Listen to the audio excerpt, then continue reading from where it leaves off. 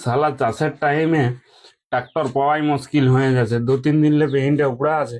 দেখি যদি কারো আজ ট্রাক্টর পাওয়াই তো।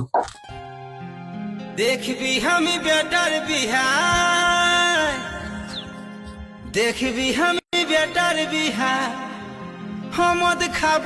এই বছর ভালো চাষ হলে কিনে দিব শাড়ি গো, কিনে দিব চোখের কাজল, কিনে দিব চুড়ি গো।